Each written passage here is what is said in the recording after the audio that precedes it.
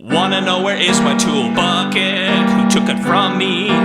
Broke into my house that night and stole from me. Using a blow torch is quite insanity. Then got a rock and threw it through the window, the back door window. Snuck into the house, that foolish bucket foe. Took it to the pawn shop to get money. Need your hands here now. Hey dude man, coolest thing around. My show now, you're my hands right now. This is Adam Sheffield. Welcome to American Heritage Center Radio, home of the Property Therapy and Talent Development Program. Welcome to the Property Therapy Show. Today we have Ed Glaser, and he's founder of a solar company, AMPRAY, that does primarily residential solar installs on residential applications. And this is the Property Therapy Show. Remember, if your property has problems or issues, it needs therapy. And then in taking care of the property, it takes care of you. And we divide on the show the property issues into negative and positive issues. And then we have here, this is an example of a super positive issue of how are you going to energize your property. Because what the negative issues are like how they threaten the existence of the property. But the positive property issues are how are you going to energize your property, which is a huge positive property therapy issue. And pretty much every property has energizing issues, right? If you think about it. Yes. Like your car, how are you going to energize your car? And, right, gas, right? And we're going to talk to Edward about how God led him into this industry, and about the prevalence and where does the name AMPRAY come from, these issues of birth and accessibility for the people to help people get into this industry, and then during the payback benefits of the industry. Some issues like this, the circle of life issues that we talk about at the Heritage Center. And a word from our sponsor. This show is brought to you this month by La Plaza Restaurant in Englewood, across the street from the Englewood Theater at 11004 East Winter Road in Independence, Missouri. The best Latin food in Kansas City area. Right. And give them a call at 816-836-8688. Okay, Edward. So, how did you get into the solar industry? What was your pathway? How God brought you here?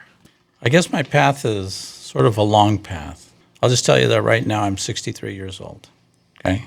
And when I was 35 years old, I had already worked in aerospace industry.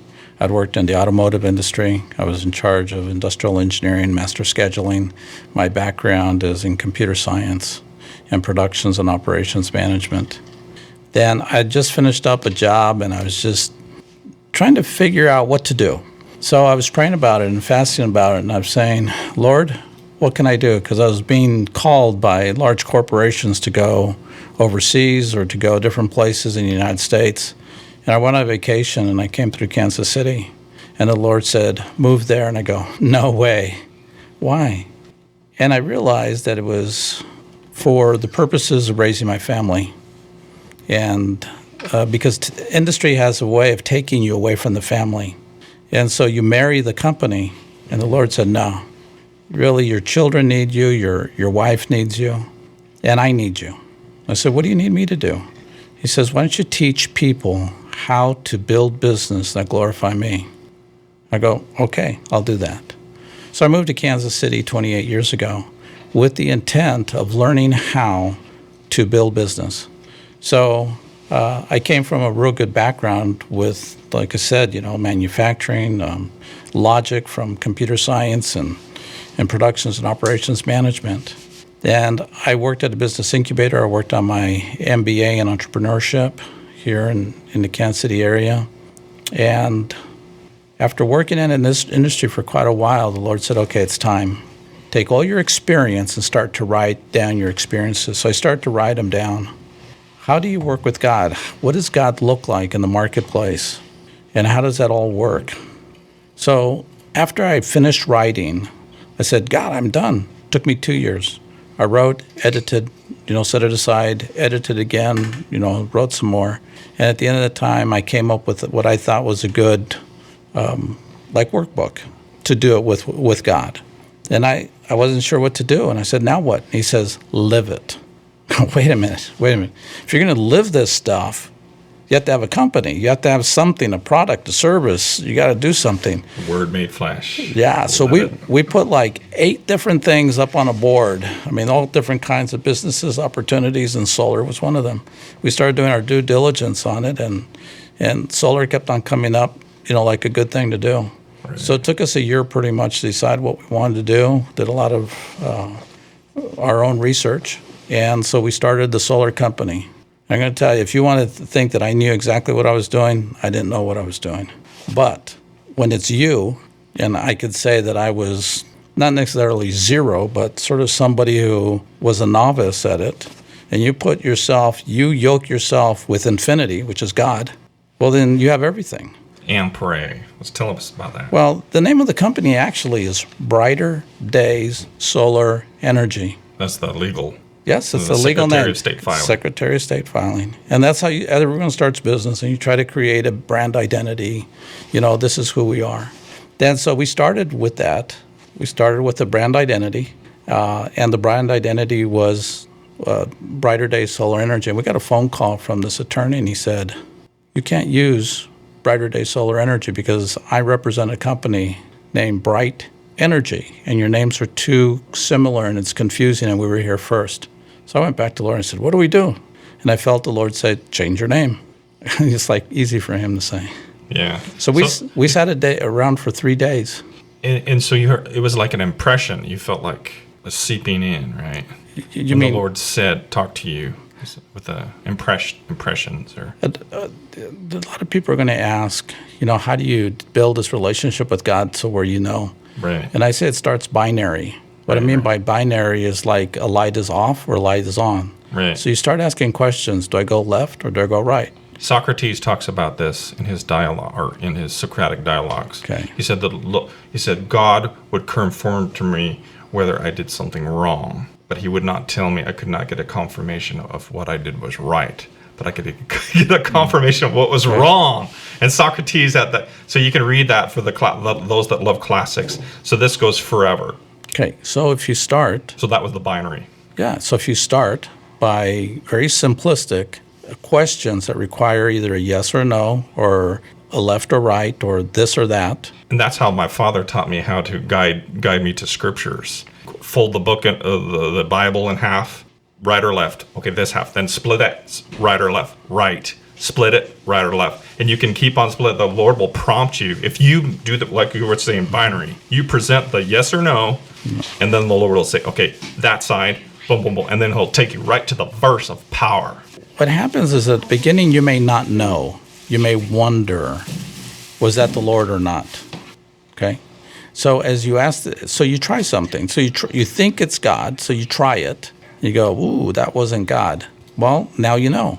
So you continue down this path. And after a while, you start getting the idea that there's, this sounds like God, because in the past, it was yes, it worked. So that's how we started a relationship. That's how each one of us, each one who's listening, could start that relationship with God. Ask the question. So what you did is you did your due diligence of working things out intellectually and spiritually. Yes. And then you asked God to touch the stone, to light up the stone. And that's a Jaredite reference from the Book of Mormon for those that have read the Book of Mormon. But okay, so you asked, how do we start it and how do we know? So you start out with the binary, and then eventually you start getting into concepts, phrases, pictures, ideas, and it just starts to grow, and you know that that's what it is.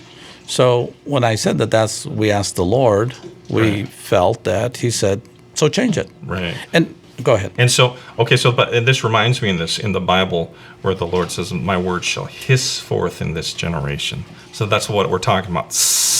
Like hissing, seeping in you, So you do in your due diligence, it just increases the FTS, follow the Spirit. So you FTS in this. So the Lord guides you to the Son. So the Son helped you have business to harness the power of the Son. Well, yeah, I mean, it's really interesting because, when that attorney told us that we needed to change our name, and it took us about 3 days. I mean, we were there discussing it. What should we call ourselves? Brand identity, brand strategy, something that we could hang our hat on. And so here we are, and we're throwing around names because solar, green, I mean, these are all these words, solar, green, that we could be throwing out. And it was the third day that somebody said, why don't we do something like AMP, like ampere. Ampere is the measure of power. Ray, solar ray. So it's the measure of the power from the sun. Now, isn't that what we all want? Sun, S-O-N or S-U-N? And you want to know how much power, what is the measure of that power? S-O-N, S-U-N. So that's what AMPRAY is. It's the measure of. Now, the other thing that comes in with the word AMPRAY is that a lot of people saw the A-M and then P-R-A-Y. So they said, hey, the word pray is in there, P-R-A-Y.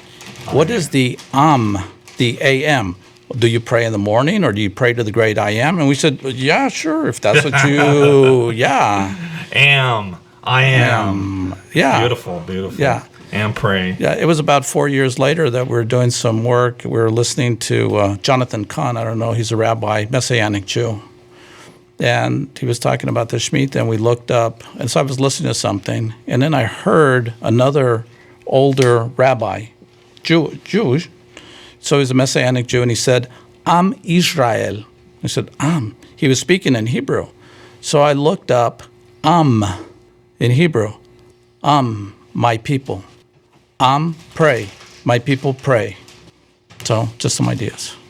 Okay, so all right. So you have you created the plan and the business plan, and then you lived it. And Yeah. This is very much on how the Heritage Center is created. Yeah. With a word, we're here in the studio, in the theater right now, doing a radio show, and then the next is the Word made flesh in the next half of the building, where we make things realize, where we realize our dreams. And we have just walked into the Heritage Center Theater is the mechanic at the Heritage Center who's helping us break down the motor right now in the Buick Rendezvous, mechanic Mike. So we're sitting in a live audience right here. But we're for those that have just tuned in, this is the Property Therapy Show. We are talking property therapy issue with Ed Glaser, and this is the property therapy issue of energizing your property, which is the most positive property therapy issues that there is. So you take care of that, then it takes care of you. So how does it take care of you back? Yeah. You get flow back benefit from the solar. Okay. I'd like to share just one more comment about the formation of the company. And because I told you wrote. First I wrote, and then God said, live it. So we had to walk it out. So I want to share one brief testimony or story of how we discovered it in the marketplace. So every business has a contract. The contract tells you how to execute, how to do business. It's the groundwork, it's the framework for how you do things. Now, we present the contract to our customers. By the way, we wrote the contract, and it's a very fair contract as we executed it. As we did it. My son is an attorney who practices law with God. Okay, so the contract is a very fair contract. But anyway, the point being is that that's the guiding principle of what we do. So this is how God is manifesting Himself in the marketplace. The way that God does that is that we have a contract and there's cost increasing events, and we had the bore under a concrete slab to be able to get to the building. So we bored under because a lot of them are ground mounted and it's far away from like farms. So you put the solar further away from the building and you trench it, and in this case we had the bore the last 50 feet, which is a little expensive. And so the cost increasing event, it wasn't that much. It was like $750 when the total cost of the system was over $60,000. So what I'm saying is not very much. There was another customer who had a similar thing where we had to do a lot of hand digging. And so we did the hand digging, and so that was a cost increasing event. So we had two situations where, according to the contract, we could basically charge more money because there was a lot of labor involved in the execution of the contract. The man where we had the bore underneath the concrete, he was really particular. And for some reason, his attitude was a little bit different. So he wrote us a check, and at the bottom of the check, he left off like $450, and then he said, paid in full in the memo section. I said, hey, God, how do you want us to handle this? Because, I hadn't ever really experienced this. And God said, scratch out the paid in full and put partial payment, cash the check, and write him back and say, thank you very much for the partial payment. You still owe $450. Now, $450 is nothing out of a $60,000 project. We had the other individual said, we understand that the price is a little bit higher because you did a lot of hand digging work. We just weren't expecting it. Would you be willing to work with us? And I said, well, why don't you and your wife talk about it, pray about it, and come back and give us a suggestion. So they prayed about it. They came back and they said, look, we'll meet you halfway on the cost increasing event, and can we pay you in 3 payments? So I took it to the Lord. I prayed about it, and the Lord said, take it. And then I was real hesitant. I said, God, could you explain why to this other man you said, hold them accountable for that extra $450, but yet on this other person, when we talked to them about it, they prayed about it, and they came back, you said, just take it. Why the difference? He said, because my mercy has to be requested. So what happened and what we learned when he said walk it out, what we're learning is in the marketplace, we can learn God's, how God does things, okay? So in one case, he said, they did not request mercy, they demanded it, hold them to the contract, hold them to the law. And on another one, he said, take it, because they requested mercy. Anyway, we can go on.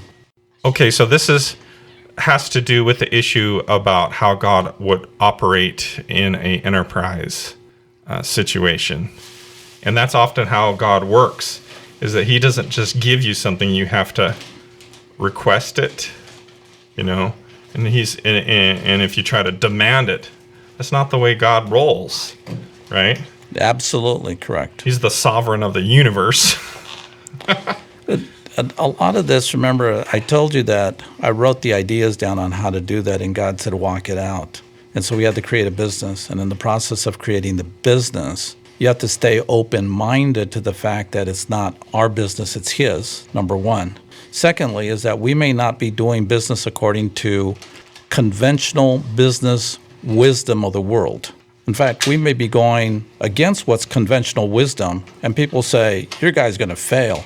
And then you find out that you succeed tremendously, and people say, how did you do that? And the only way you can explain it, it was a miracle. It's a miracle. Because you went against all conventional wisdom, something great happened, and then no one knows how to explain it. All right, so all this is about, would go into the morale of the property therapist involved. Where here at this care would be the property owners, and this is from your perspective of enterprise, the property therapist is helping meet the needs of the property, energizing issues, and that with your teamed in with the Lord, that can affect your morale of the property therapist. A faith orientation is a powerful motivator, and when you have the communication with the divine, you can have that, and you get some powerful motivation for your life to help make the word flesh in your life. So, but now the bounce back benefit, let's talk about that though, about the solar benefit back to the consumer. Okay, so there's a lot of different topics right here on the table. Yeah. Okay, we want the flow. Let's first talk about the flow back benefit of solar, like the cash back benefit. Okay, so we'll get into how solar helps an individual. It's called, in one word, freedom. How does solar really provide you freedom? The way it provides it is that it's the difference between you owning a house and renting a house. If you own a house, the freedom is I can come and go, I can do whatever I want on a piece of property. But if I rent it, I have to be aware that there's another owner, and I may not be doing things according to the desires of the owner. Okay, would you rather own a car or lease a car? When you buy electric from the utility, you're leasing everything. For real, yeah. Okay, when you have solar, now all of a sudden you have an asset that you own, that you belong, that you control. And in fact, a man told me, he says, I want you to sell, he had bought solar from us, and he says, I want you to sell solar to my son. I go, it's his choice. I mean, we can't force him into it. And I was curious. I said, why? He says, because he comes home and he gets a shirt out of the washer, throws it into a dryer, just one shirt. He dries the shirt, puts it on, and leaves. He doesn't realize that he might as well just dry the whole thing. He's wasting energy. And I said, how does that help? He says, because when I got solar, I started to realize, I looked at my meter and I looked at my bill, and it's education. And all of a sudden, I became wiser, because before I was just leasing it. I didn't know how many kilowatt hours I was using. But now with solar, I monitor that, and I want my son to learn how to do that. Spin the dial in the other way. Yes. So that's what solar brings to you. You're a producer, not a consumer. Yes, and you're an owner. And you're an owner of it. I love it. So it's freedom. So the reason I say what solar brings you is freedom to choose. So it turns property, it harnesses it and turns it into property. Yeah. Intangible property. Those are like energizer property. That's really beautiful. Okay, so that in my mind is the biggest benefit of solar. Now, what clouds the issue is how do you buy it? Because if you buy it cash outlay up front, which is very expensive, if you buy it cash outlay, you can control it, you have freedom. As soon as you start to finance solar, now you're on the hook for 15, 20, 25 years, and it's sort of like you're no longer in front of the wave or the cart. Now you're sort of riding the wave, and it'll take you wherever it's going to take you. All right. So I love this though. This is one of a unique property that we've never discussed on the show. Is the energized property, the property of harnessing energy. And so this is something that they talked about. Property is there's property that's one possesses, and then there's property that is wild, like deers running around, or whales in cap. How do you make it yours? You have to harness it somehow. And I remember when I was in law school, we studied a case where a man, it was the Fox case, and every law student knows about the Fox case. And what it was a man who hunted a fox in Great Britain, and he hunted it for like hours and hours for like half a day, and until it was nearly dark. And he hunted it through the woods with his dogs and his horses, went after and after and after. And then right at the very last second, a farmer saw it, and he goes into it, boom, and he says, it's mine. After he'd been hunting for 8 hours. And so they took it to court. They litigated it. Who had the rights to that fox? And the man says, I've been hunting this for 8 hours. And then the other man said, well, I got it. So who won? Who do you think won? Who do you think won the right to the fox? Who do you think? The farmer. The one who killed it. Yeah, farmer. He did. And so the one who harnessed it. Right. And so the law, and this is one of the interests of property is that they don't reward efforts, they reward results. That was the meaning, the holding of the case. In property, they reward results. When you have wild property, whether it's elements like oil or gas running underneath the ground, you say, oh, that's my gas there. Well, the guys pulled it from here. He said it was wild. In this sense, so in this case, we have wild solar rays, just wild going around. So who harnesses it? Whoever's got the harbor, the talent harbor on the house, that captures that. Then you can become the steward over that. That's a beautiful thing. We never talked about the solar property. We never did talk about that in law school. So this is groundbreaking for the show. So we litigate all sorts of property therapy issues, not only all types of property, reputational property, intellectual property. And Edward talked about his intellectual property, developing his business plan, And we've talked about personal property, cars, or animal property like Bowie. Bowie. So Bowie's he's a wild bird too. He's nobody's property, but he blew in here from the hurricane blew him up. Usually bowerbirds. You know about bowerbirds, Edward? No. Well, the bowerbirds. He's the property therapy bird, and they make bowers to attract the ladybirds, and they learn property therapy skills every year from the older birds, and they're considered among the most intelligent of birds. Okay. And they've been seen to paint the interior of their bowers with berry juice, with sponge material. And they have trinkets that go around, and they have little paver stones with their trinkets of blue or white. And but we have here of Edwards helps to harness the power, turns property metric out of the sun. And so when you're getting it back, so how does that process work? So you get payment back. It charges up your batteries, and then it goes back into the system, right? Into the grid, and you get credit. Is that how it works, right? Well, there's actually two different ways that people use the sun. One of them is called grid tied, to where you actually create energy and you put it back in the grid. Okay. The other one is batteries, where you create energy, you store it in batteries, and you use it at night. So on the grid tied, the grid becomes like a bank. So in the daytime, you're creating excess energy. I'm going to tell you right now. So you're creating excess energy. So not all the energy that you produce on solar can you consume in your house. Therefore, all the excess that you're creating goes into the grid and is going into like a bank. So it actually spins your meter the other way. Yeah, and there's a law. The law is called it's a net meter. Okay, so you're netting it out, or anyway, you have this net meter. Now, when you do batteries, any excess that you're harnessing or creating that your house is not using, any excess would go into the batteries, with the intent that you'd use that then at night. Well, after you charge up the batteries, then it goes into the grid.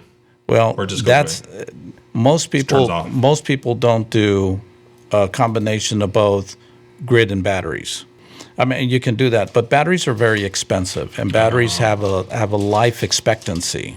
So you're increasing the cost of your project by the cost of the batteries, and what if you generate more power than the batteries can store? Then it blows off in heat. Energy turns into heat. It's a scientific thought. So when you're grid tied. So that's one way to cut the costs. So for installation, if you don't want to put the batteries in, that's not necessary. Yeah, because the grid becomes your battery at that point. So then all right, so that's good. Yeah. So that's what we want to talk about, accessibility. I mean, can regular folks get this stuff? That would be one huge cost reduction. Boom, right there. Right off. Awesome. Dispense with the batteries and go directly grid tied. Now, under grid tied, they will limit you here in the state of Missouri, and most states will limit you to what you used, the amount of power you used when you were not on solar. So if say you use kilowatt hours and you use it on a monthly basis, and they added it up for the year, and they say maybe you used in a large home, you used 31,000 kilowatt hours for the whole year. They will limit you to the maximum size that you could install in your house to 31,000 kilowatt hour per year production. So, and that's how they limit you. Now, some people are using 20,000 kilowatt hours per year, and some people use less. It depends on your usage, how you use electricity in your home. Do you keep the lights on? Do you have electric stove, or do you have gas stove? Do you have electric water heater, or do you have gas water heater? So there's many things that go into it. So people ask me, standard home. I said there is no such thing as a standard home, period. There's sort of rules of thumb, but I mean, is there one person living in your house, or you got 7 people living in your house? Is it 1,000 square feet, or is it 3,200 square feet? Because all that space is being air conditioned, or it's being lit, or it's being whatever. So you got a lot of factors. Bowie has a question for you. Okay. All right. So, can I build a nest under the solar panel? So do you hear that? So the Bowie, he's not asking about his bower. The bowers are usually built on the ground. He's asking the nests. So he asked, He wants a nest. He wants to create a nest underneath the solar. Mm-hmm. If you do a ground-mounted solar, it's much easier, Bowie. If you put your solar on your roof, you're only dealing with 4 inches of space. So True. So Although there are wind, like it could protect you also from the wind and the elements. yeah, but you're also creating an excessive amount of heat because heat needs to dissipate. So you got 4 inches of dissipation. Interesting. Yeah, as opposed to a ground-mounted solar, which has feet of dissipation of. So there's some heat issues going. Yeah, there's 2 issues that we need to cover real quickly. One of them is, you said, do you get a credit back or do you get money back? Does the utility company write you a check? It's all done state by state because it's regulated by your state legislature. Mm-hmm. Okay, so every state is different, so you need to investigate by your state how they do it. But mostly in the state of Missouri, you're going to get a credit. And by the way, there's a difference between a public utility and a private utility in the state of Missouri, and every state's the same way. Co-ops are considered public utilities. City-owned, like here we're sitting in Independence, so they have IPL, which is a municipal-owned municipality. They write their own rules. Whenever you're owned, your electricity provider is a larger company, here we have Evergy. Evergy is traded on the stock. It's called a private utility. They have to adhere to different laws in the state of Missouri than all your co-ops and municipally owned. So the laws are different. Okay. So will you ever get a check back? Probably not. Will you get a credit? Yes. How much of a credit?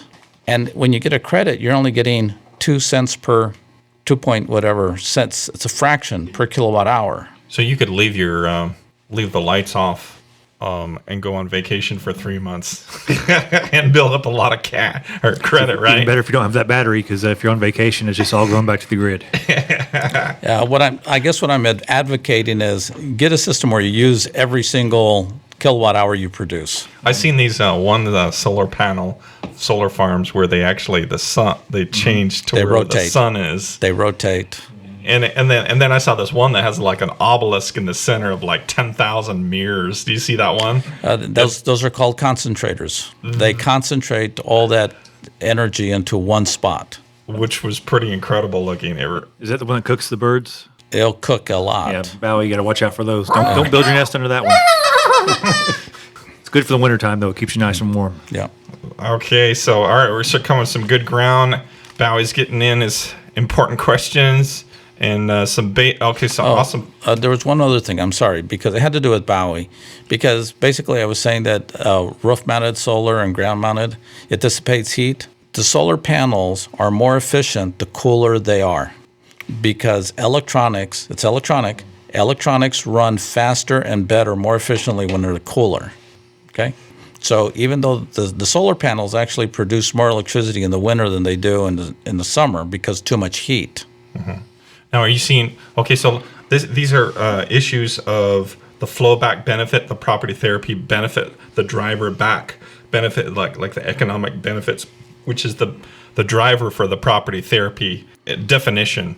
Is you take care of it, then it takes care of you financially. You get the credits coming back to you, and so the prevalence. Do you see a growing prevalence in the market for more and more installations, or? What's the forecast on this? Well, more and more people are convinced. Let's go back historically. When people first came out with cars, people knew what a horse and buggy was. It's very common. They knew what it looked like. And when these people came out with this thing that was noisy, rambunctious, you had to feed it with gasoline or fuel, you had to find that. People weren't used to it. So the longer solar is around, the more that people are getting used to it, and they're finding out that there's a benefit. So as the time goes on, more and more people are saying, yeah, I want to do this. In fact, they're willing then to buy it without incentives.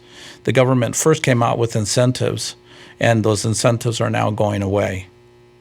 Okay? There was tax credits. Mm-hmm. So the longer, the people who benefited the most were the people who got into it early, because there was incentives and they took advantage of those incentives, and now you want to get in, you're finding out that you have to pay a little bit more out of your own pocket to get into it. So we're talking about the truck, what you're saying about the truck. Let's put it in a relative numbers about a truck, what you're saying. Oh, what I was Installation. Yeah, what I was saying a little bit earlier was this, is that solar is very expensive, and a lot of people put it on the roof of their house or they'll put it in their yard as a ground mount. And they have to get into their mind that they're going to be spending the same you would as a pickup truck. So if you're spending $30,000 on a pickup truck or $45,000 on a pickup truck that you're either going to put on your roof or you're going to put in your backyard, and it's just going to sit there. Well, they can justify that they can get in the truck, turn it on, drive down the street, and go for a ride. Solar, you can't go for a ride in it. It just sits there. But the difference of those two is very simply this, that when you buy a truck, you have a one-time outlay of cash, the truck. But you have this ongoing outlay of oil changes, tires, gasoline, fueling. You got to get it. You got to swap out the fluids in it. I mean, you got a lot of maintenance issues. Solar, on the other hand, Static. yeah. Which now about the only thing you really have to do to solar. Wind has a lot of maintenance issues because it's a generator and it's constantly moving.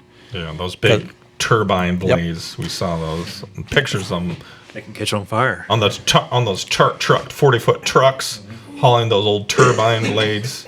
They're not so green after all. Well, and the other thing that you had just brought up, I'm trying to remember. Just give me a second to. It's a way of dehumanizing enterprise. The green is that what we're talking about? The green agenda, because they don't seem to be worrying about what's going on in China or India. They don't really much care about that. It's about attacking the enterprise, dehumanizing it so that they can impose a socialistic agenda. And that's why they don't care. They don't care if they push all the enterprise away, where it can't be legislated or overseen properly. It's like you remember the oil spill in the Gulf of Mexico? They pushed it. The reason why they were out there to begin with, like miles and 100 miles, whatever, away from the Gulf was to get away from the EPA, right? To get into the international waters, and it becomes less oversight. So it's like you can strain gnats and swallow a camel. Somehow it causes a lot worse catastrophe if you go too much about this. And so we got to watch this. You can get knee-jerk and push it too far and cause even worse catastrophic damage. That if you push it too far, you create talent flight and enterprise flight, which results in more environmental catastrophe, is if that's really what you care about. But I question that's what they really care about. The green, it's not about the green, it's about the money green. They want to redistribute the green. That's what the Green New Deal is. Redistributing the green. And AOC said as much. She says, I wasn't really talking about, I wanted to revamp the economy of the United States. That's what she said. That's what it's all about. And so there's not really a motive. It wasn't that the factor we were talking about, Solindra going under, right?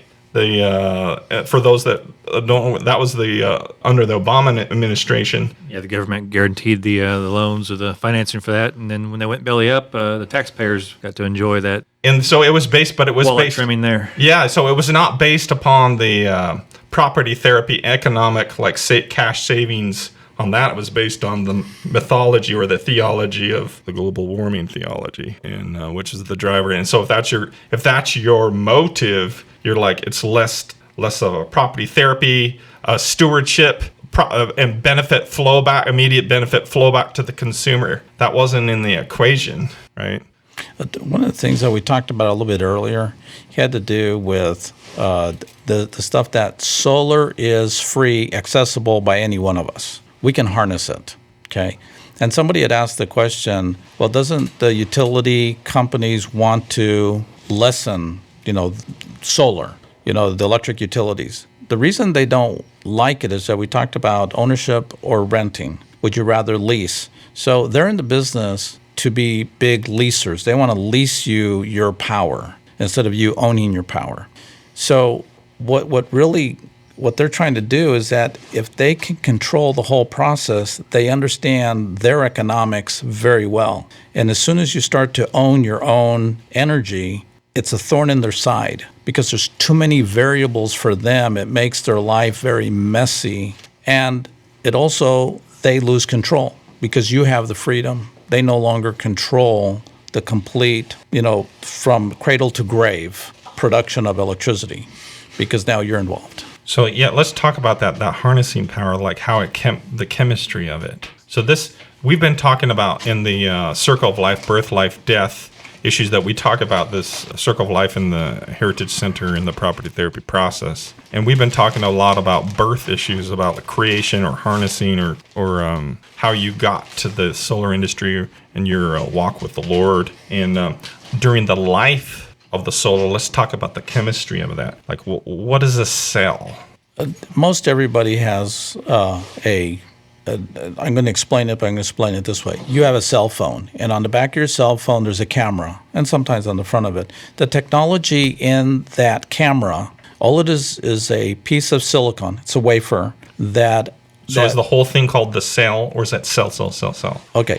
So the panel. It would be Okay. the panel. Well, there's 60 cell panels, 72 cell panels, Okay. and those are standard. Now there's smaller ones and bigger ones, and it's a cell. They grow a crystal, and then they take the crystal and they slice it. They put it in really thin, like 1/16 of an inch, as they're slicing it. And that silicon wafer then is shaped sort of in a square, and they place either 60 of them, so 6 by 10 grid, or they put them in 6 by 12, and that's a 72 cell, or they do smaller ones, So they're called, those are cells. So they are silicon wafers that collect the light into electrons. That is correct. And so, but the same technology was developed back in the 70s. What you have the camera that you have in your cell phone, because there's no lenses. There's all it is a wafers, is a piece of silicon that's getting the light. So and then electrons equal electricity. Electrons, right, and it's DC. So the electrons start to flow, and they're itty bitty little cups that as the sun hits it's accumulating. It's basically capturing 14% of the energy and it's converting it into electricity. So this is converting the light into electrons. Right. The light from the sun into electricity or electron flow, and the electron flow then is collected over the whole solar panel, and then so they measure it in how many watts, like a light bulb. There are some light bulbs that have been rated at 60 watts or 75 watts, 100 watts, 40 watt bulbs. And these panels are rated right now, most of them, there's like 320 watt panels. When we first got into industry, 235 watts was standard. But as time and manufacturing has improved, they're able to harness a little bit greater. Okay, so the wall current is AC, Yes. just alternating current, but solar is, you said, DC, direct current. So there's got to be an inverter in there. Yes. So you take direct current, you combine it through a lot of cables, basically, that go into an inverter. Why is the house AC? Why does it do that? Why is the house AC? Why? Is that something with the power plant, the way it's produced, or how's That work? has to do with long distance transmission. When electricity was first invented, it was DC, and there was a battle between the AC and the DC. Was it Edison and someone else in like New York? Tesla was the guy who came up with alternating current, and it's a way, and that's why we have these 60 hertz. In Europe, they have 50 hertz, and all your clocks way back 50 years ago connected into the 60 hertz and your minutes. That's why you have 60 minutes in an hour, but that's why 60 hertz, because they just said follow the hertz, and that determines, the seconds, the minutes, and how the clock runs. Divided by 60. And nowadays, none of the clocks do it that way. They all have their internal microprocessors that. Based on the atomic clock that it syncs up to. So it helps with transmission. Absolutely, it's a sine wave, is what it is. And you talk about split phase or three phase power, and it's just sine waves that all are integrating in different frequencies. So what happens to the inverters at nighttime? Well, they go to sleep. They just go to sleep. Because what they're doing is that they're hooked up AC into your house and into the grid, and they're hooked up to the DC. So what they're constantly polling, because they're microprocessors, and they're looking at the DC. They're saying, do we have DC? Do we have DC? And every several seconds they're looking. And in the morning they say, DC is present. And as soon as the DC gets to a certain level, they turn on because it needs a certain amount of DC to turn on, because you don't want to do a false positive or whatever. You want to know that there's power there. The sun is out, it's shining. And now they turn on in the daytime and they power up all during the day. And at night, as soon as the sun goes down, they go back to sleep. And how exactly do those stay in sync with the power company's version of, or their cycles coming from the power company? There's like a sync. Absolutely. What they have is, mechanism. it's the microprocessors, and they all have kinds of sensors, and the sensors are out there polling, looking at the grid. So basically the way it works is this, is that power coming from the grid is running at 240 volt. And they're looking for a 240 volt signature because it's L1 and L2, but it's two-phase, it's split phase.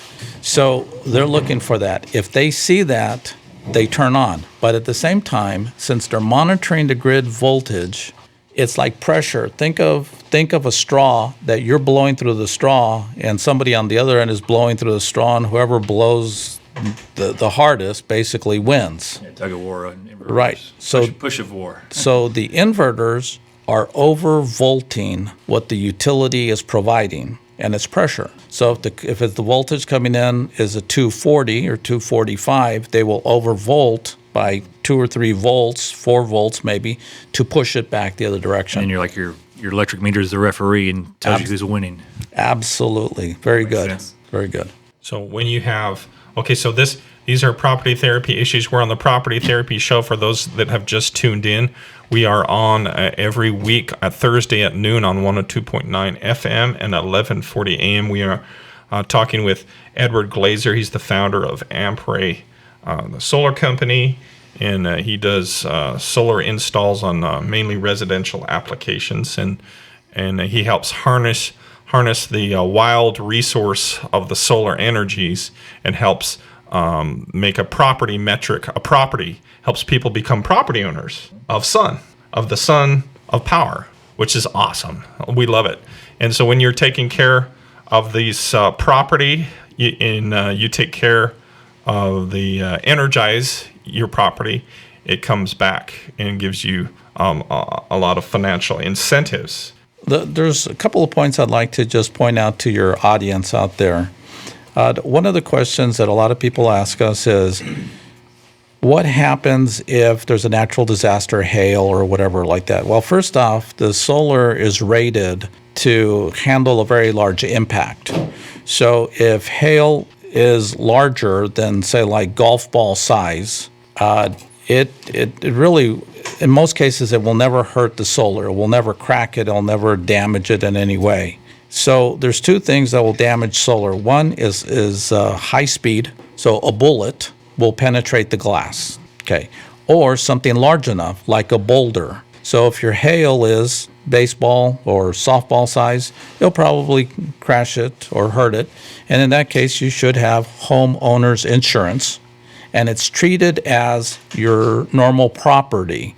So like an outbuilding, something like that is what the solar is treated. If it's placed on the roof, it's considered part of the dwelling. So your homeowner's policy then will insure it so that it gets replaced. Now, most people need to understand that by the time something is big enough that will damage solar, well, it's already damaged everything else in its neighborhood, meaning your roof is already gone, your siding has probably been hurt, some of your windows are probably gone, and also all your cars that are outside are probably damaged. So it's not something that is flimsy, it's something that's very durable, meaning that it has to be really catastrophic for the solar to really be damaged. So sounds like it really can protect your roof. If it does. That hail, it'll take that hit where your shingles would be, taking those hits and being damaged. They'll bounce off those solar panels. How heavy are those panels, by the way? 45 pounds, and you're adding 2.5 pounds per square foot. So two men on two parallel ladders hauling up the panels. Is that how it works? Yeah, Or you drop them with a boom? Well, I mean, there's different ways to do it. Every installer is going to do it a little bit differently because they even have ladders that have hoist on it that take shingles up, so you don't have to walk up the ladder with shingles, so that you could just do the same thing with solar. I mean, but there's a lot of issues. You were mentioning the hail on the roof, and solar would save it. The problem is that the part of the roof that doesn't have solar on it, you're going to have to replace that. and you can't replace part of your roof. So you have to remove all the solar off your roof, and then you have to re-roof it and then replace the solar. That's why we recommend ground-mounted solar if at all possible. Do it on a pergola. Do it on something that's really not on your roof. Just cover the entire roof. Yeah. No cracks. Yeah, even I need just about a 6-inch margin all the way around my house. yeah. So Can't blow in sideways. yeah, and every single roof-mounted system is its own project. Meaning it's a custom. Shape-wise, It's a angles. custom. Grades, yeah. Yeah. Okay, so that's one of the things I wanted to bring up, has to do with insurance, liability, durability of solar. The other thing that a lot of people ask is, does solar either increase the value of my house or decrease the value of my house? The point is that you can't sell your house for more if it has solar on it. Maybe a fraction of it, because the people who do the appraisers, thank you. Appraisers aren't really well versed in solar and the impacts of solar. Now, I'm not trying to say that they don't know. That's not the point. The point is that solar's pretty new, is really what I'm trying to say. The buyer would really have to value that as a feature of the home. Well, you can do that. I mean, you can appraise that, get the information, like your receipts, and present that to the buyer, or present that to the appraiser. Yeah. So they can factor that in. Help them realize the value of it. Yeah. Well, eventually what you have is you have a banker or someone who's going to be doing that. They want an appraiser to do that. So just really quickly, let me just sort of bring it back to home, is that you know how much money that solar is saving you per year. That's the value you can increase your house for, is the amount of savings. And I've seen some people that's as much almost $4,000 in electric bills if they get a large enough system. So your house value can go up. Now, from a taxing point of view, the counties there's laws in the United States and even the state of Missouri that says that solar is not counted in for tax purposes on your house. So there's a value when you're going to sell it, even though minimal. You can't say, I want, $60,000 or $70,000 more from my house because it has solar. It's something less than that. So you get a benefit when you sell it, because now you don't have a utility bill, electric utility. And from a tax point of view, it does not raise your taxes. Good. So we have run the gamut from the spiritual into the temporal on this show. So we've created it spiritually, and so we've talked the word and made the word flesh. And you've been doing this now for decades, right? Yeah. Yes. It's been a fun run. It made millions of dollars. Well, not for us. Grossing. Yeah. There's a lot of people out there making a lot of money. Yeah. And we find it to be our mission field, because I'll tell you what, if we can give someone freedom and property, okay, helps them get traction. Right. That's what we're talking about on the show, is when people get property, it helps them to get traction in their lives. In this case, it would be property of saving money every solar. month. That's definitely going to add to your traction. Yeah. Saving that money. Yeah. And so what we like to do is we like to go visit our customers. So look for an installer who has a long presence in your community, and they're going to be around for a while, that you can call them. So we've talked what gives the birth to his company with Edward's company, the ideas, and how he got into solar. We talked about the accessibility and how, and then issues during the life and how the solar process works, charging of the cells, the silicon wafers, and Bowie had some questions about where he could put his nest and the flowback benefits. And so this is the Property Therapy Show. It's been great having you here, Edward, with us. And we love hearing your testimony. We love hearing people's enterprise, people that are doing this. And thank you. In solving problems and meeting the needs of humanity. And it's amazing that we got this kind of talent here in the heart of America, and that we're glad that you follow the Lord. You FTS'd. Call to get your FTS rings at 816-674-3035. And that stands for Follow the Spirit. And like Edward FTS'd to come here to the heart of America. And he was able to raise his family and also stay connected with his mission, connected with the sun that connected with the physical sun. He connected with the spiritual sun that connected with the physical sun. AMPRAY.